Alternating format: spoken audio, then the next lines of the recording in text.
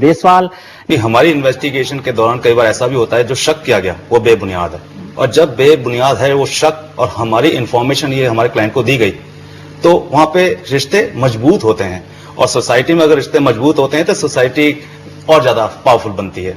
इसमें हम आपको बताना चाहेंगे कि जब पुलिस की बात करते हैं तो पुलिस क्राइम होने के बाद उनकी इन्वॉल्वमेंट स्टार्ट होती है, जबकि प्राइवेट डिटेक्टिव्स के पास लोग शक के लिए आते हैं। शक इन्वेस्टिगेशन का आधार है। किसी भी इन्वेस्टिगेशन को करने के लिए सबसे पहले शक ही होता है किसी को भी, चाहे वो पेरेंट्स को अपने बच्चों पे हो, चाहे कॉर्पोरेट सेक्टर में कंपनी के एमडी को अपने एम्प्लॉयज पे हो, चाहे किसी को पार्टनर को अपने पार्टनर पे हो, सबसे पहले शक की बात आती है। और शक को मिटाना हमारा नैतिक काम, मतलब हमने जो अपने 20 साल के प्रोफेशन के अंदर देखा है, कंपटीशन बहुत ज्यादा बढ़ गया है। कंपटीशन बढ़ने की वजह से जो फैमिली को टाइम देना चाहिए, वैल्यूएबल टाइम जिसे हम लोग कहते हैं, अपने पार्टनर्स को लोग टाइम नहीं दे पाते हैं।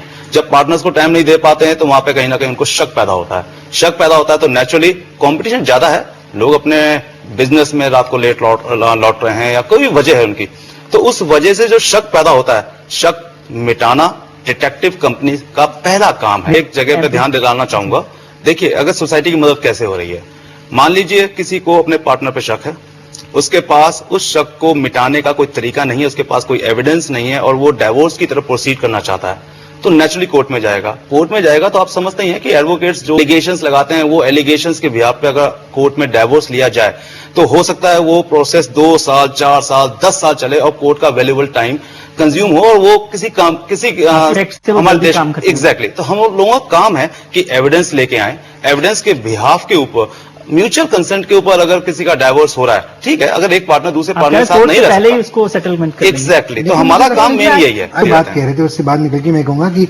हाँ, लेकिन एक डिटेक्टिव हायर करने से पहले देख लीजिए कि इनके जैसे कोई नामी ग्रामी डिटेक्टिव हो जिसने काफी काम करा हो।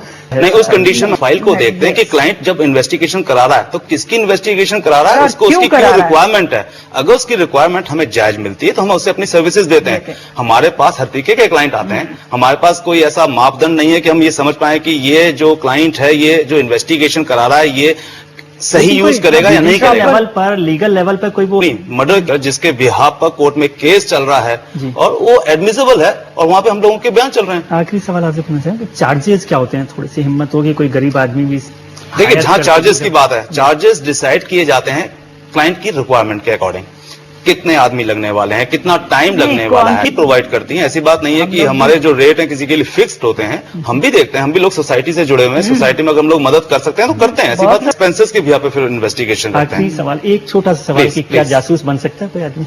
बिल्कुल बन सकता है, लेकिन जासूस हम समझते हैं, अगर अपने प्रोफेशन को 20 साल से जी रहे हैं, कि जासूस आदमी शायद बाय बर्थ होता है। हम जासूस ग्रूमिंग कर सकते हैं।